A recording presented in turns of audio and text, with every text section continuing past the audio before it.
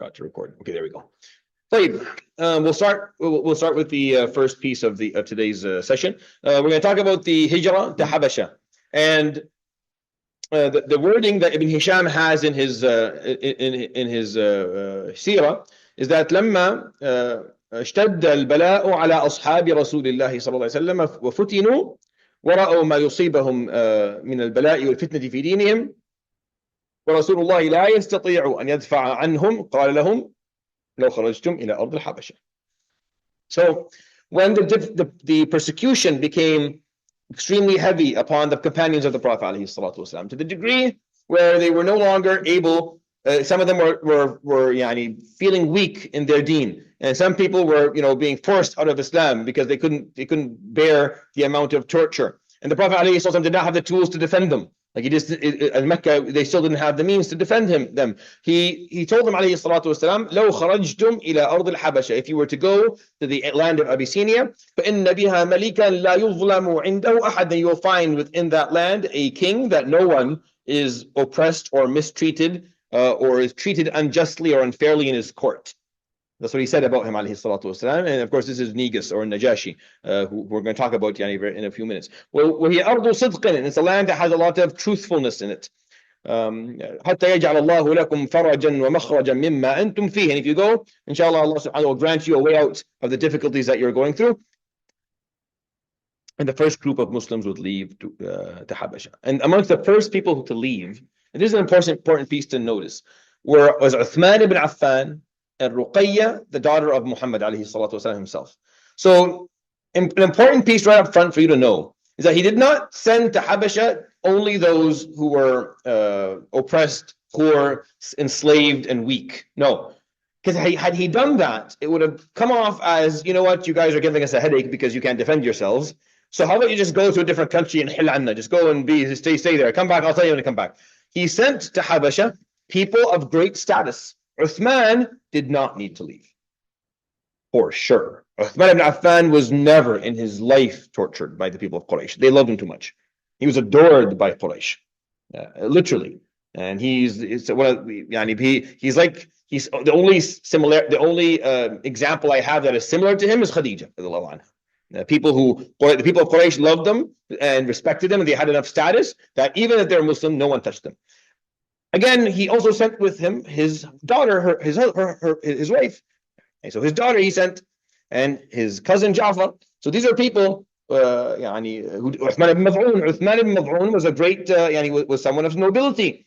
So he didn't just send people who were weak and poor and were being oppressed. He sent people of knowledge and of status, because his goal was not to get rid of the weak. He wanted to establish a second base for Muslims in case this base doesn't work.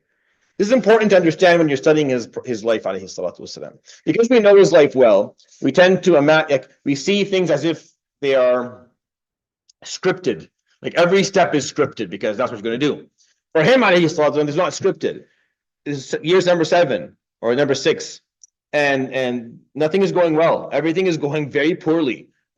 He has a foundation of committed individuals, but he can't grow.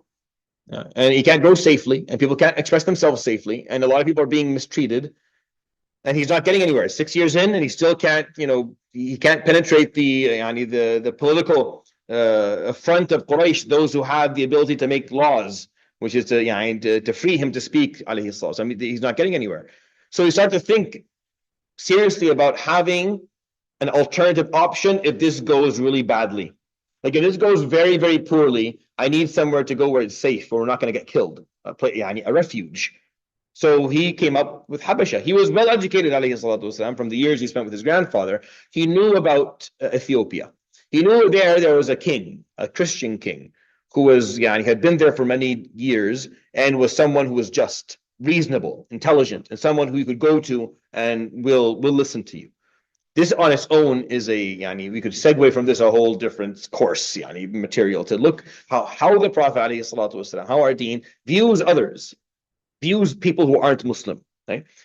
Sometimes I notice like young Muslims growing up with a very twisted understanding of the others, of anyone who's not Muslim, like a very ill informed way of seeing people that don't agree with his faith or don't follow his teachings or the teachings that he follows. And it's not, it does not come from the essence of our deen.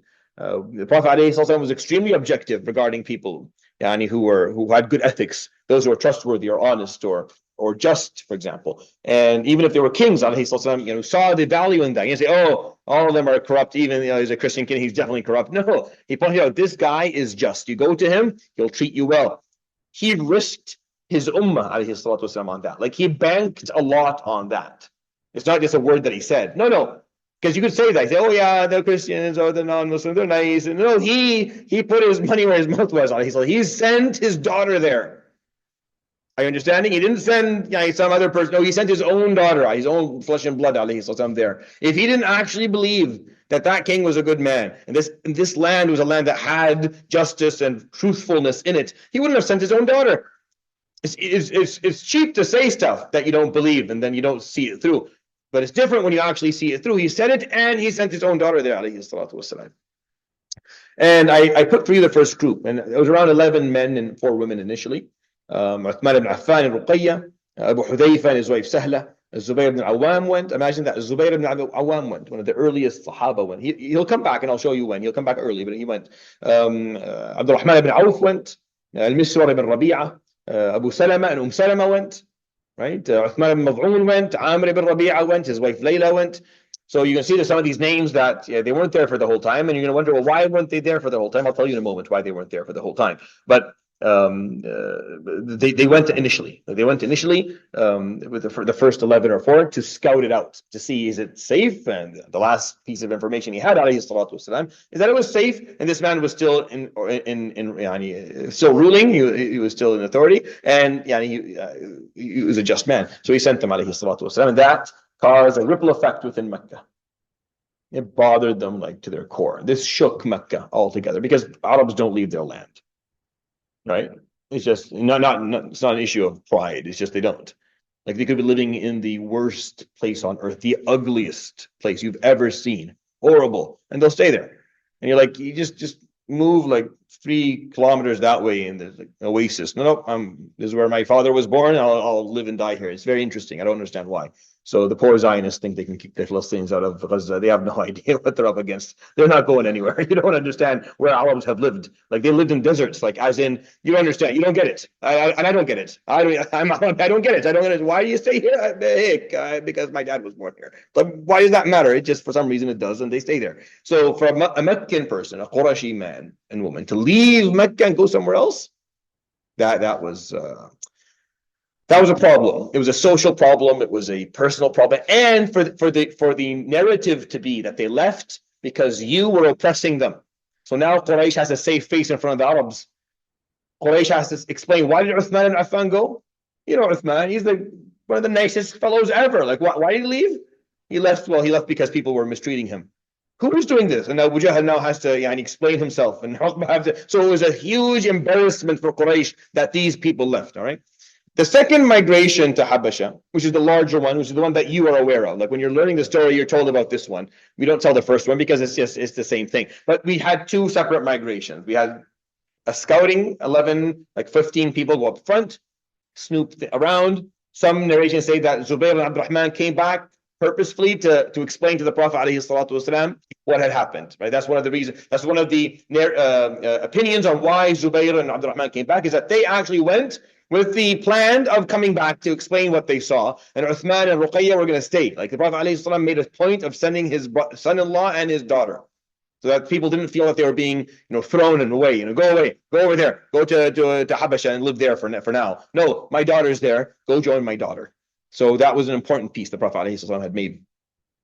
فكانوا بضعا وثمانين رجلا ومعهم نساء وصبيان. طبقات ibn Sa'd points out that there was 80 something men and women and children that went for the second one. So in total, around 100 people. A third of his population at the time. He sent a third of his population to Habasha, to Abyssinia at the time. He didn't have more than 300. I'm saying 300 and I'm wrong. It's probably much less than that, but I'm exaggerating the number as I'm giving you the biggest number that existed at the 6th year of Hijrah of Bi'atha, which is around 300 people. He sent 100 of them to Habasha alayhi salatu wasalam. So that became a big deal.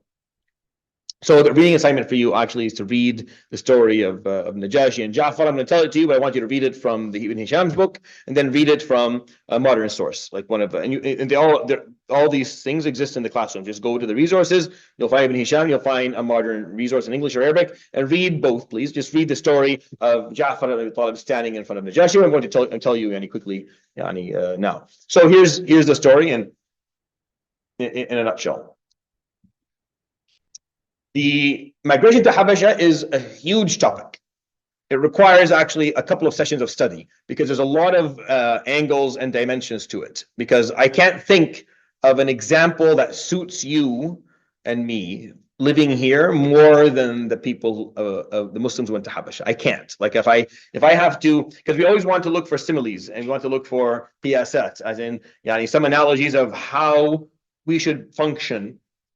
And take that analogy from the Prophet ﷺ's life. You want something similar. I can't tell you that we are living like the people in Mecca. I don't recall the last time I saw any of you being tortured or slapped around or thrown under a boulder in the desert. I haven't seen it. Maybe it's happening to you. I don't know about it. But I haven't seen it. Right. So that doesn't happen to us here. We're not being tortured that way or oppressed. You can't say this is Medina. We have no Khalifa. We have no political structure. And really, those are the only two situations that existed. Like either you were scattered and kind of forced to hide your deen, or you had some political structure and living it. The example of living in a foreign country as a Muslim, where you have the freedom to preach your deen, to practice your deen, and to organize, but not really being politically affiliated or not having authority, is foreign to us. We offered it to every other faith that came to the Islamic world. Like during the Khilafat, all of the Jews and the Christians and the Majus and others who lived, and the Hindus and the Buddhists who lived under the Muslim Caliphate, they had the option to do that. So they had their synagogues and they had their mosques and their churches and all their places of worship, and they organized however they wanted, as long as they didn't conspire against the Khilafah. It didn't matter. So the only example we have for Muslims is when these people went to Habasha and lived there and built. So it's actually very important in my opinion, but I just don't think the Sira session is where we're going to explore all of that. But this is a very important story for us to kind of look into. Unfortunately, we don't have a lot of narrations from that period. We just don't, because it was like I said, it's in Mecca time. So Mecca, the early period, we don't have a lot of narrations to begin with. And it happened in a different continent with no internet and no phones. So really what we know is just the aftermath. The aftermath is better talked about in the 4th or 5th part of this series when they come back. And that's where I'll talk about it, inshallah. So when they come back, because they go 100, they're going to come back like 1,000 people. So between 500 and 1,000 people. They come back, a lot of people will come back, right? Why? Because they get married, they have children. It's 15 years. There are Muslims many Muslims from Quraysh that were born in Habasha and got married. Like at 15, people get married back then. They got married in Habasha, right? And they didn't even speak Arabic properly. Like some of them came back to the Prophet ﷺ, they couldn't speak Arabic, so they spoke Abyssinian, like the language of the land. And he didn't always know what they were saying, so he had a person standing there to translate for him. And they would tell him, Ya Rasulullah, they're saying this, and he would respond. And he learned words, alayhi salam. He learned words from Habashi.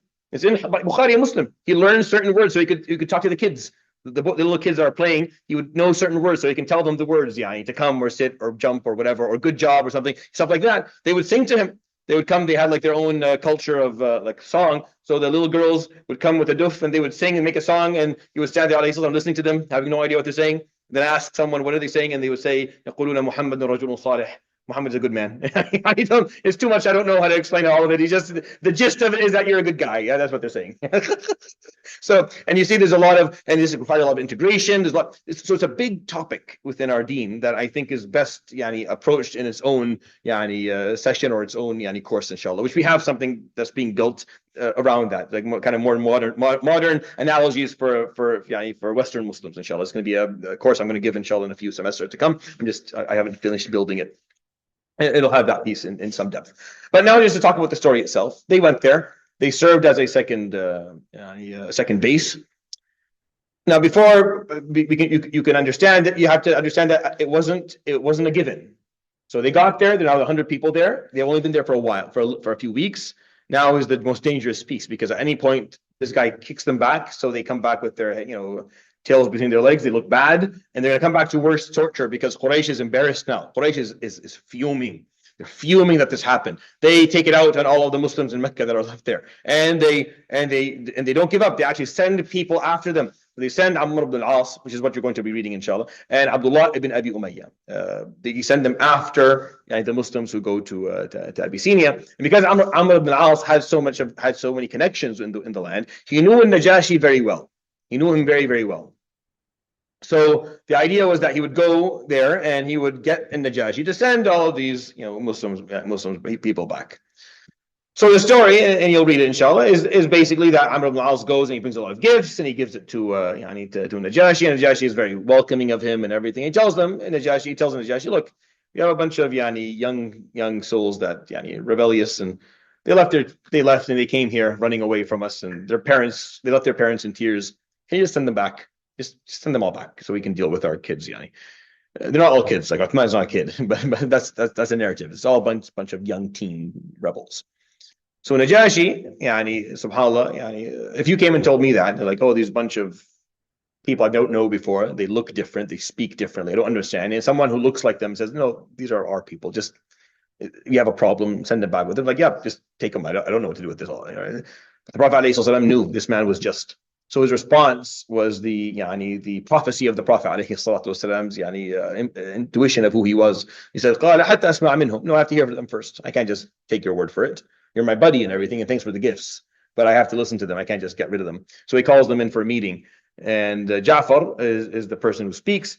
And in a long story, Ja'far radiallahu anhu will give his 2-minute version of what Islam is, and Ja'far will do it with a lot of precision. He'll do it perfectly, beautifully. He'll explain exactly what the deen is, the way a Najashi should hear it, the way a king like that would want to hear the story, not the way maybe someone else would want to hear the story. And Najashi, when he heard that, he would get very emotional, because he would ask him after he gave him the pitch and it made sense. He said, well, give me something from what this prophet of yours let me hear something. So Ja'far would recite Surah Maryam. And this is interesting piece is Kahf and Maryam were revealed right before these guys left. Like the 6th year, Allah subhanahu wa ta'ala revealed both Kahf and Maryam. So Ja'far memorized them, and then he went to Habash. So that's what he had with him. And he had with him these 2 surahs, and he's there, and he's like, oh, that's why I have Maryam. That's why I was given this surah. So it's perfect timing. Najashi is a Christian man. He's just, and he's listening, and he seems to be interested. وَاذْكُرْ فِي الْكِتَابِ مَرْيَمَ إذ انتبذت من أهلها مكانا شرقيا فاتخذت من دونهم حجابا فأرسلنا إليها روحنا فتمثل لها بشرا سويا قالت إني أعوذ بالرحمن منك إن كنت تقيا قال إنما أنا رسول ربك لأهب لك غلاما زكيا. And he recites the whole thing until he comes to قال إني عبد الله آتاني الكتاب وجعلني نبيا وجعلني مباركا أينما كنت. And Najashi, as he's listening, his tears are running down his face, like he's crying as he's listening to all this. And when he hears Inni Abdullah, he slams with his staff the court floor. فقال إن هذا الذي تقوله والذي جاء به عيسى ليخرج من مشكاة واحدة. Indeed, that which you are telling me and that which Isa brought in his Bible comes from the same source. It's the same one. Whoever taught your man taught Isa with the Injil. It's the same stuff. قال فتناخرت أساقفته. All of the priests and the bishops and the sitting around him all start grunting and grumbling, and what is this guy saying? And in the narration you'll read, قال إن خرتم. Even if you grumble and grunt and scream, wallahi, you can do whatever you want. What they're saying is what we know. Not the garbage that you're selling people with the Trinity and all this other stuff that you're making up. This is the truth stuff. And he would tell them, go. No one will ever remove you from my land. No one will ever remove you from my land. And then he would go back, and Amr ibn al-As would think about it a little bit, and then he would bring back, he would come back, and he'd come up with a plan. He would tell Najashi that you haven't asked them what they actually believe about Jesus, alayhi salam. So he would come back, he would call him, what do you believe about Jesus? And Ja'far said, and I told the truth. وَعَبْدُ wa kalimatuhu alqaha ila Maryam. He's not a god, nor even close to a god in any way. He's just a messenger. And Najashi would actually accept. And he would support that, and he would tell them you're safe to live here for as long as you will, as long as you want. and Amr ibn al-As would go home without the gifts, without, without anything, and they wouldn't be able to take them back. And they would stay there for a very long time. A coup would happen in Habasha, by the way. A coup, like a military coup against Najashi, would occur.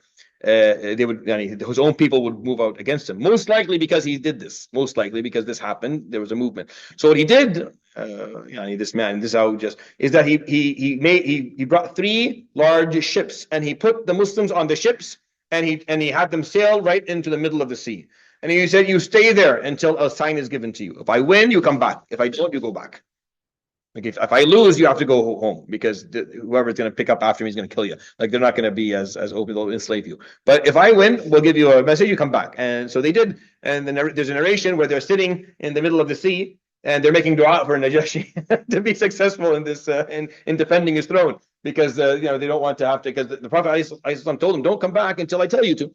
And he didn't give them any indication that they need to come back yet. So and of course Najashi was successful and they went back again. Did I? Okay. What did I do wrong? I feel like I did something wrong. Okay.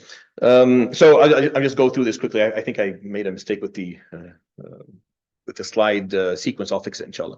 So Surah Al-Kahf was revealed, Surah Maryam was revealed, the military coup. Habiba Ramla bint Abi Sufyan. Quickly, this is an important story you should know. Habiba also went to Habasha, amongst those in the second migration. Ramla bint Abi Sufyan. Abu Sufyan as in Abu Sufyan, not the actual Abu Sufyan, Sakhar bin Harb, the guy who ruled Mecca, basically. His daughter left.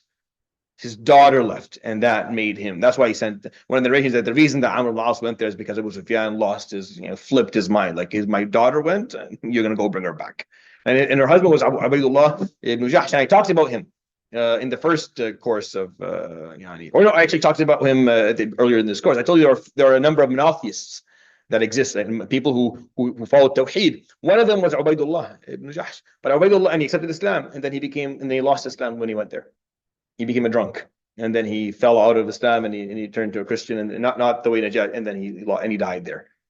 So subhanAllah, not everyone follows the path. So Habiba became a widow in Abyssinia with young children, and her husband was gone, and she started her own business of making dolls and selling them. Even though she's the daughter of one of the richest. She's an Umayyad person, like she's an Umayyah. They come from wealth, they come from money, and that's why when she came back years later. 15 years later, the Prophet ﷺ would marry her, and she would become al-Mu'mineen. Her name is her designation is al-Mu'mineen, Habiba Ramla bint Abi Sufyan radiyallahu anha.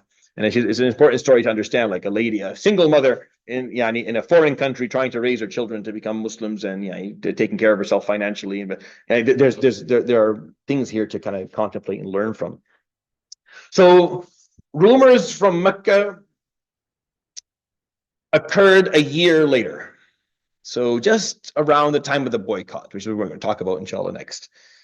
They left in year 6. At the beginning of year 7, just before year 7, a rumor came out that brought back a fourth of the immigrants. So there was 100 people there, 25 people came back because of a rumor. What was the rumor? The rumor is the following. And again, some stories I'm not quoting in the slides in depth because I feel like this course will take absolutely forever to finish. So I'm just telling you the stories, and you can go back and read them from the sources if you want to.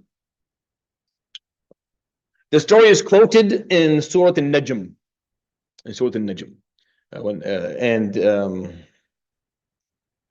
When Najmi إذا هوى ما ضل صاحبكم وما غوى. Then you come towards أفرأيتم اللات والعزى ومناة الثالثة الأخرى ألكم الذكر وله الأنثى تلك إذا قسمة ضيزى. So these verses where Allah subhanahu wa ta'ala said, have you seen Allat, which is one of the known idols, والعزى, another idol, ومناه, a third idol. Is this what you're going to spend your lives worshipping, these 3 rocks that you think are important? So what happened was the Prophet ﷺ was reciting this surah in front of the Kaaba openly because Umar was Muslim and Hamza and stuff. So it's beautiful. The Najm is absolutely amazing. You should go. It's a beautiful surah. It's very powerful, and it goes and it's very short verse. Most of it, it's just like the rhythm of it is just very climatic. So you come to the end of it. أزفت الآزفة ليس لها من دون الله كاشفة أفمن هذا الحديث تعجبون وتضحكون ولا تبكون وأنتم سامدون فاسجدوا. Lillahi wa'budu. And you can make sujood inshallah when we're done. Yeah, you remember at the end, make sujood. So he would make this, he would read these verses saying the time of the end of the last day is near. And nothing will remove it or relieve you from it aside from Allah. Are these words that we're saying to you awkward to you? Do you find them reason for you to laugh as you sit back and recline on your sofa drinking your drinks? You think this is all a joke? You should fasjudu. So prostrate for Allah. So the verses were so powerful that when he said fasjudu wa abdu, he alayhi salam and the Sahaba went down for sujood, and the people of Quraysh, in fear of what they were polarized by what he was saying. And when he said fasjudu, they fell and made sujood. And then they got up and it looked really weird. And people were asking questions, what? You become Muslim? He's like, no, we didn't become Muslim. But you just made sujood with Muhammad. He just said, no, that's not why we did it. Well, why do you do it? Oh, well, he said something nice about our idols. And they made up two verses. Like they added something to they said that he said this. He said, I can't remember what the word is. I can't remember the actual wording of it at this moment. وَتِلْكَ الْغَرَانِيقُ الْعُلَى وَإِنَّ شَفَاعَتَهُنَّ لَتُرْتَجَى. First of all, it doesn't sound like Quran to begin with, but الغرانيق are the asnam, العلا, the high status asnam, and indeed their intercession is what you seek. That's what they said. That's what they claimed he said, alayhi salatu wasalam, which he didn't. The surah is there. They never said that, but they had to explain to people why it is that they fell in prostration with the Muslims in front of the Kaaba, but people didn't really listen to the garbage explanation that they gave that no one bought. People saw them make sujood. They saw Abu Jahl and Abu Sufyan and Uqba and Utbah make sujood, and that turned into a modern day rumor, right? Back then, you didn't have ways like today. You can get misinformation. Today, it's easier for you to verify that misinformation if you're willing to spend more than 30 seconds looking for it, but people are just too lazy. But back then, it's very hard to figure out misinformation. So in Habasha, what they're hearing is that Quraysh sajadat ma'a Rasulillah. Quraysh has prostrated with the Prophet ﷺ, and some of them were very, very homesick, and they couldn't help it. They wanted to go back. So there was a little bit of a rift amongst the group. Do we stay? Do we go? So 25 of them said, no, we're going to go back. At least scout it out. And the 75 like, no, you didn't tell us to come back yet. We have to stay here, right? You have to stay. So 25 people went back. Amongst them is Uthman ibn Affan and his wife Ruqayya, and Uthman ibn Mad'un, and Zubayr ibn Awam. We know that a bunch of people went back, and of course they go back, and it's not true, and they are captured by Quraysh, and they're absolutely destroyed. Some of them are killed. Some of them actually got killed. And I have up there the story of Uthman ibn Mad'un. I'll tell you the story quickly because I think it's a beautiful story to tell. Uthman, his uncle is Al-Walid ibn al-Mughira, right? The godfather of Quraysh. He's his uncle. So when he comes back, his uncle Al-Walid, because he's his nephew, he offers him his jawab. He says he's under my protection. So all of these 25 Muslims that came back, maybe aside from maybe Uthman ibn Affan, are being mistreated. Some of them were killed out of the anger of Quraysh that they left to begin with. And they embarrassed Quraysh. They absolutely embarrassed Quraysh with this move. And Uthman had been with them for a year. He had grown very close to these people. He grew to love them. It's very interesting because Uthman ibn Mad'un was not that type of person. Uthman ibn Mad'un was a very stuck-up, noble kid, if I may. Radiallahu anhu wardah. He wasn't like that at the end of his life at all. But I'm saying as a young person, stuck-up, spoiled, noble kid who was disgusted from almost everything and didn't spend time with people from different backgrounds or different races or different, he didn't see, like he accepted the equality of the slaves, but he wasn't jumping up and down to be their best friends, to put it that way. So he was like that. And when he went to Habasha for that year, he grew very close to these people. He loved them. Like they were his brothers and sisters. He absolutely adored them. And he finds himself in Mecca walking around, seeing these people being tortured and mistreated, and they're singled out, and he's completely safe. And he can't do anything. He doesn't have power to actually protect them, and he can't really. So something weird happened to him. He felt left out. It's the weirdest thing. He felt left out from mistreatment. Like no one does that. Like who feels? Yeah. You feel left out when people are being treated well and you're not. He felt left out because his friends were being mistreated and everything else, and he wasn't. And he couldn't put up with it anymore. So he waited for the proper opportunity. And it was the time when Labid Rabi'a, one of the great poets of the land, came to give his poetry. And of course, it's like a rock star coming to town. And all the people come around to listen to him give his poetry. And because there's no microphones and stuff. The one rule is that you shut up. You don't say a word during these at all. You never interrupt. You don't speak, no matter what happens. You don't speak aside from cheering after the end of every segment. Nothing. That's the only rule, right? So he's sitting there. He's giving his poetry, and he says, "Ala kullu shay'in ma khala Allah batilu." That's one of his pieces of poetry. Again, he's not Muslim at the time, Labid, but the Arabs still believed in Allah, right? So everything aside from Allah subhanahu wa ta'ala is not truthful. So Uthman ibn Mad'un would yell out, "Sadaqt," truth. So people look at him like, and Labid would kind of look at, what are you doing? And then they say quiet. So he continues, وَكُلُّ نَعِيمٍ لَا مَحَالَةَ زَائِلُ. And every na'im, every bliss in this world will definitely end. Every bliss will end. فقال كذبت نعيم الجنة لا ينفد. That's untrue. The na'im of Jannah never ends. Now, Uthman Mad'un understands poetry. He knows what he means. But he's picking a fight. Like he's doing this purposely. He's trying to provoke something. So Labid gets upset. قال منذ متى تقاطع الشعراء عندكم يا قريش. Since when are poets interrupted and heckled here قريش? When does this start? فقالوا دعه إن هذا في جوار الوليد. We can't do anything. He's in the protection of Walid Mughira. So Labid Rabi'a hears that this guy is in the protection of Walid. He's like, oh, then that's fine. Go ahead, say what you want. This is how powerful Walid was.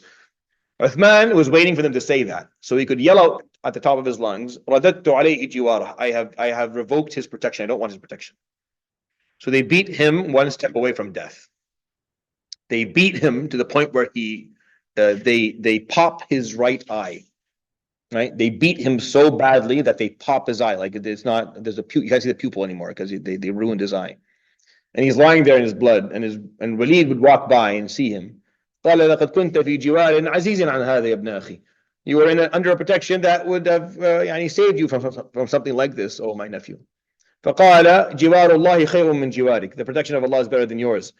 فقال وعينك هذه التي لا ترى. What about your eye, that one that doesn't see anymore? فقال ألا إن عيني السليمة لفي شوق إلى ما أصاب أختها في سبيل الله. Indeed, my good eye cannot wait to suffer that which his sister has suffered for the sake of Allah subhanahu wa ta'ala. And I find that to be one of the most meaningful phrases I ever heard from a person that's not a prophet. Radiallahu anhu. He said, "The guy, you think I'm sad about my eye that I can't see, with my other eye is waiting for its turn so that it can offer itself for the sake of Allah subhanahu wa ta'ala." And of course, they would take him to the Prophet alayhi salam, his blood, and the Prophet alayhi salam يمسح على عين عثمان فيبصر.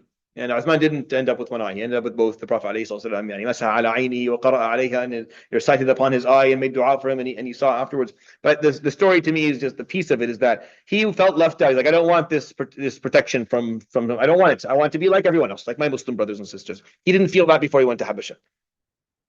He didn't feel that. I know because I have narrations. Like I have stories of Uthman. Certain things are like, we're not shared because you don't want someone who doesn't understand this context to think less of Uthman ibn Mad'un. But you have stories where it's obvious he was like a little bit hesitant, like he didn't know how, he's just young and raised differently, so it wasn't clear to him. And then he goes to Habasha, which is one of the points that I make when it comes to Habasha. Not to spend too much time on this. We'll talk about it in a different course. That what happens when you go to a non-Muslim country is that you build this very, very powerful identity with Muslims that you wouldn't have you stayed in your own country. Like if I stayed where I was in Syria, which I was very happy to, and I had a lot of work to do. But then like I sit in the masjid and I'm talking, 70% of the people carry my last name. And the other ones are, there's only 4 or 5 families in the whole village. So everyone's the same. Umar Muhammad Raja, Salim Ahmed Raja, and then a few families that So all this area looks the same. It smells the same, speaks the same. It's all the same thing. After a while, you end up it's hard to get out of that mentality. You're living in a Muslim country. They come here. It's very different. First of all, a lot of non-Muslims outside, so you're seeing a diverse blanket of human beings. And in the masjid, you're surrounded by people from every background. Like, forget about different countries in Syria. I can tell you, I'm telling you, There's barely different families in this masjid. Forget about countries. The different families not even here. Right now, sitting in this masjid, maybe there's 10 nationalities.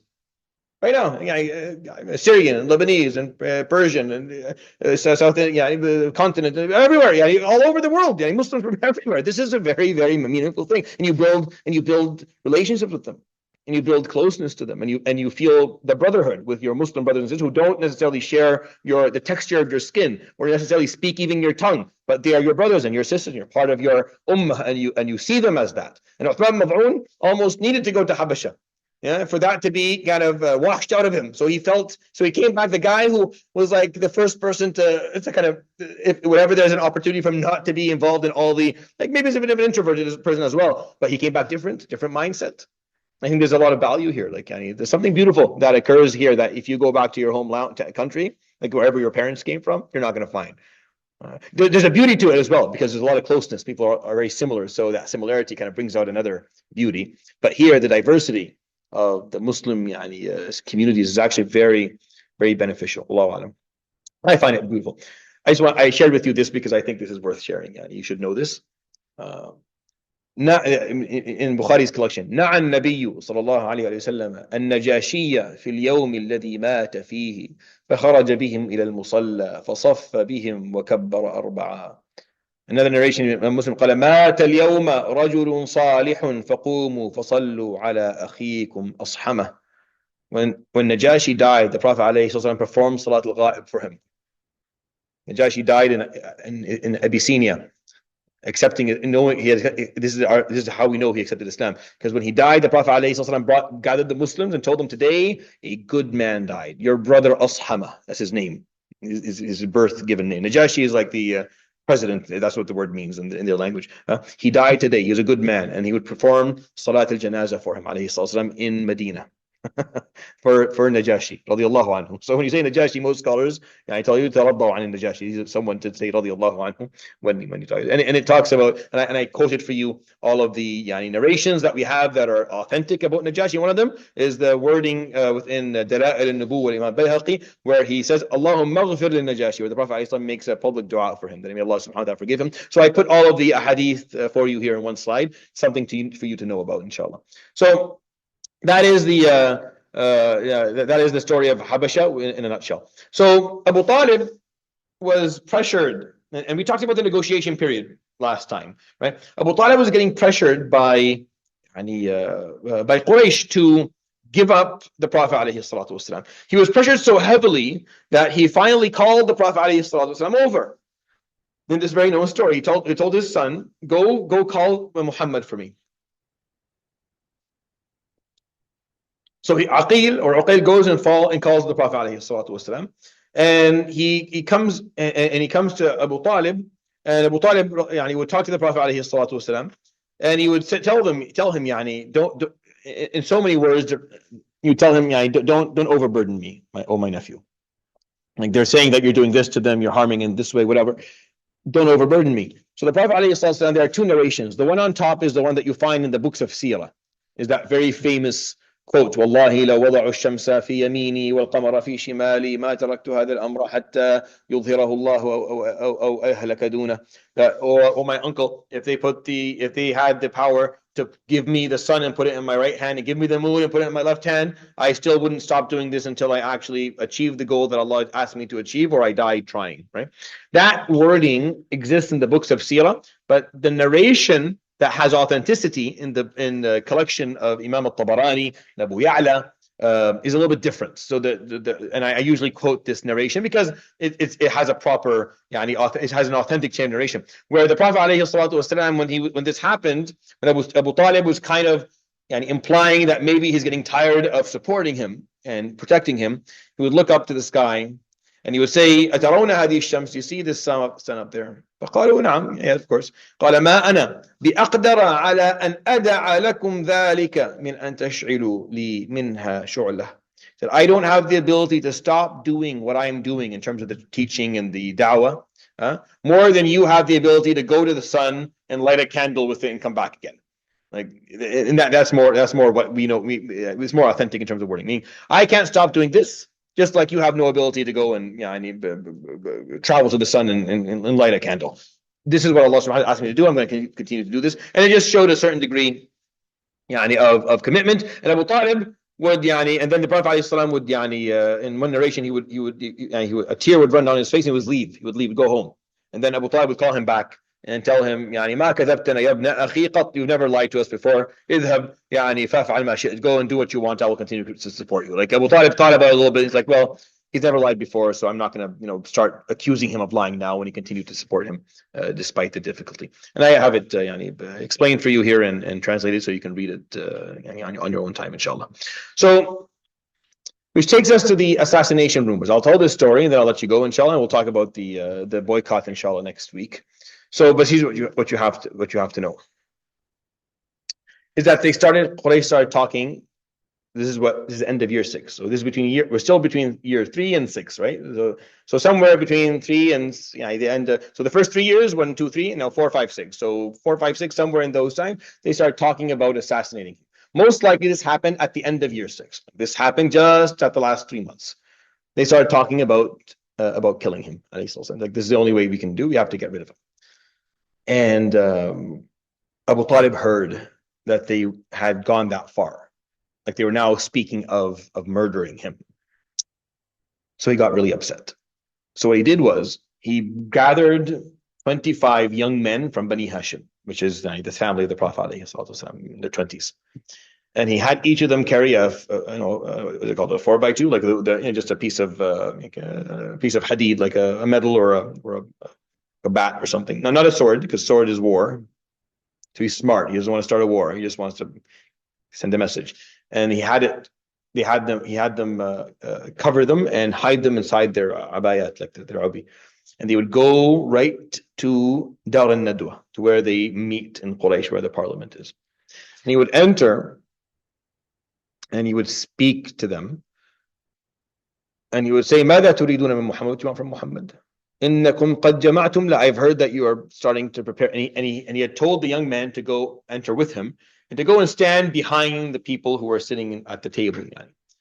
And he would tell them, والله لو أصبتموه بشيء لم تبق منا ولا منكم عين تطرف حتى نفنى جميعا. I swear to you, if anything happens to him, then no one will be left. Not from us, not from you. There'll be no eye that will blink. We will all die. Right? And then they got very offended, and one of them wanted to say something, and all the young men took out their sticks and they sat down. and it was a heavy message. Like he threatened Quraysh, all of Quraysh, Abu Talib.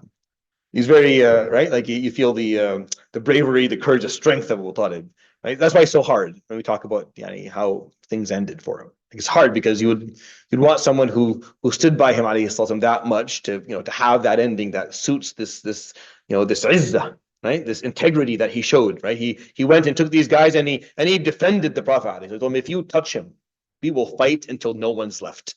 Like we will fight until everyone's dead. Everybody's dead. You want to see a bloodbath? Touch Muhammad, and I will make sure no one lives. No one. And they got offended. They wanted to stand up and yell at him, and he had the men standing there with the sit down, and they sat down. And then once he made sure that the message, and he was. I put for you all the narrations. I don't know if I translated them. I probably didn't, but we'll get you can just translate them these days with AI. So, but they're all all the narrations that you need to know. And he would leave with his men. But this triggered a series of events. Like this behavior from Abu Talib triggered something. They were planning to kill him, alayhi salatu wasalam. So Abu Talib had to take a stand. He went and he threatened them, like, you do not talk about this again. And if you try something, then you're looking at war. Like you're looking at a war that has never happened before. Like we will make sure that our children will fight you. Like you don't touch him. And then he went and, as it says there, he made it clear, "Inna lan nuslima Muhammadan abadan hatta namuta duna." We will never give him up. He'll always stay with us. And he moved the Prophet ﷺ's residence place. He wouldn't live in his home with Khadija anymore. He moved them into the middle of the neighborhood of Bani Hashim. He lived with Khadija in her house, and his house was very close to Khadija's house, close to the Kaaba. where he wanted to be, alayhi salatu. He didn't live in the neighborhood of his clan. He wanted to live close to the Kaaba because he loved the Kaaba, alayhi salatu. But because now it was not safe anymore, Abu Talib moved Muhammad, alayhi salatu, the Prophet, and Khadija, and the kids into the middle of the neighborhood of Bani Hashim, so that no one could get to him. Like, so that if he moved at night, because the fear is at night. During the day, everyone has their it's hard to do that in the middle of the day. People are seeing. You're going to try this at night. Well, at night, he's going to be sleeping right in the middle of the neighborhood, which frustrated Quraysh even more. This story I put here because I think it's important. Okay, I'm going to ask you to read this story from the slides because I can't do the whole thing. But I'll tell you this: the reason this story is important is because in the same period, they were becoming more aggressive towards him, alayhi salatu wasalam.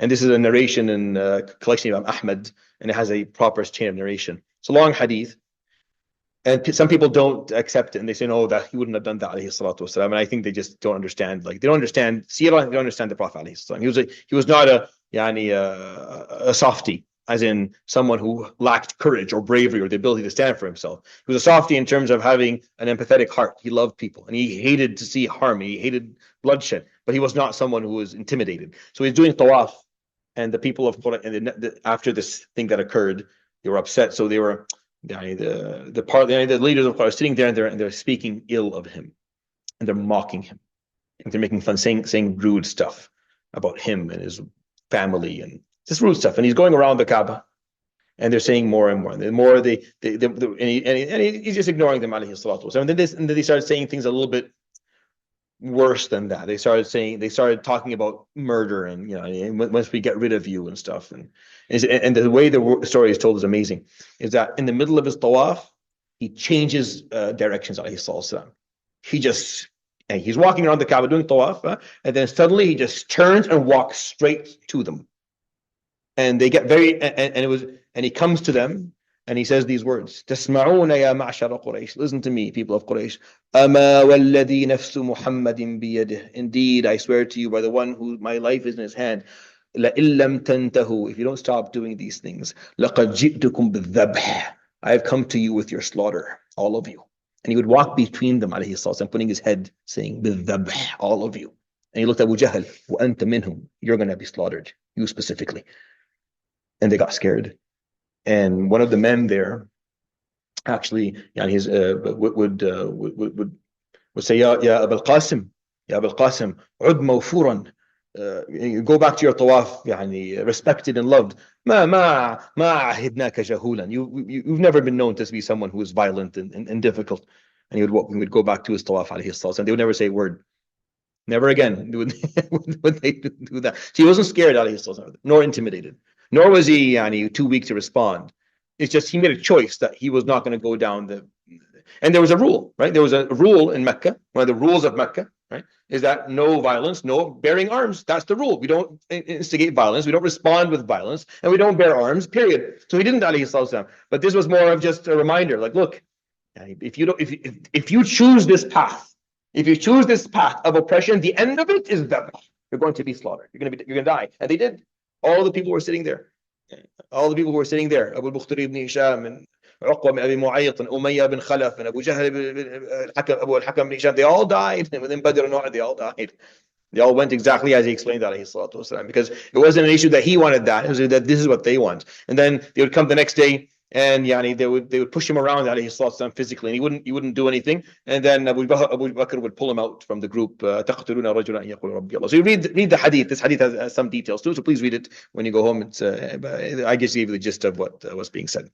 So I'll give you the premise for what's going to happen next week. So because of these behaviors, because Abu Talib was aggressive in his response to the assassinations of rumors of assassination, 9 times they would try to kill him in his life, alayhi salatu wasalam. This man there were 9 attempts on his life, alayhi salatu wasalam, and that's probably the highest I know of a public figure. And his response to them, alayhi salatu, was not a response of weakness or fear, but it was a response of strength. And the fact that there were some changes made, he was no longer sleeping in his home, he was somewhere else. Quraysh got very frustrated because Abu Talib said, we're all going to clump up in the clan in our neighborhood to protect him and to stay strong. So Quraysh is like, all right, that's what you want. You want to clump up in your neighborhood? You want to all come together for it? Fine. We're going to keep you there. So they came up with this concept of the boycott, of the muqata'a, and they came up with this plan. قال فلما رأت قريش أن الإسلام قد فشى وأن رسول الله لا يزيده ذلك إلا مضيا اجتمعوا فكتبوا صحيفة بينهم على بني هاشم وبني المطلب. So Banu Hashim are the Prophet ﷺ's direct family. Banu Muttalib are the closest cousins. And they all had a neighborhood where they lived close together. And Quraysh came and they wrote an agreement, a signed agreement by all of the tribes in Mecca to boycott the clan of Hashim. And this happened. This went on from year 7 to 9. No, 3 years. This was not like a few weeks. This was 3 years out of 23. Out of 23 years of his prophecy, 3 of them, they were stuck in the neighborhood of Hashim. They couldn't move. They couldn't move. What was the enforced? So complete economic blockade. No one could buy from them, sell to them, trade with them. That's it. Complete marry into them. So complete economic social blockade. No marriages were happening. Nothing. Right? Total social cutoff. No visiting. No contact. No protection. No alliances. They couldn't do any of that. Confinement with the Ravine of Abu Talib. They withdrew into the mountain pass. They were stuck in a very, very small area. And this went on for 3 years. Year 7, 8, and 9. It only ended shortly before year number 10, which is what we're gonna. So this was a big deal. It was a large chunk of time in terms of his prophecy, alayhi salatu wasalam. So you're talking about a large chunk of time, and this is a time where people will starve, people will die of starvation. But there's no new Muslims, no dawah happening. The educational, you're not surrounded only by Muslims. Banu Hashim and Banu Muttalib are not all Muslims. A lot of them are not Muslims living in the clan with them. We're going to talk about this next week. Like, not everyone there was Muslim to begin with. So it's a very tricky social problem, social situation right now, because it's not like just the Muslims are being boycotted. No, non-Muslims, because of you, are being boycotted too, which makes it more complicated, right? So this is what was happening. And the wording of Ibn Hisham is أَلَّا يَنْكِحُوا إِلَيْهِمْ وَلَا يَنْكِحُوهُمْ وَلَا يَبِيعُوهُمْ شَيْئًا وَلَا يَبْتَاعُوا مِنْهُمْ وَجَعَلُوا ذَلِكَ بَيْنَهُمْ مِيثَاقًا مُؤَكَّدًا فحوصلوا في الشعب الصحيفة في جوف الكعبة فأصابهم الجهد حتى يسمع لصبيانهم البكاء من وراء الشعب. So the wording of Ibn Hisham is that they were seized, or they were boycotted within this neighborhood, and the signed agreement was put inside the Kaaba to honor it. And they got so tired, the people of Bani Hashim and the Prophet ﷺ, the people with him, until you could hear the cries of their babies. You could hear the sounds of babies crying because there was no milk in the bosoms of their mothers and no food for them to eat. So Quraysh did this. Quraysh starved these people, and they listened to their children scream, and they didn't do much about it. So we'll talk about this, inshallah, a whole very, very, very important part of Sirah next week, inshallah. جزاكم الله خير. سبحانك الحمد لله لا إله إلا أنت أستغفرك إليك وصلى الله وسلم وبارك على نبينا محمد وعلى آله وصحبه. جزاكم الله خير وبارك الله فيكم. السلام عليكم ورحمة الله وبركاته.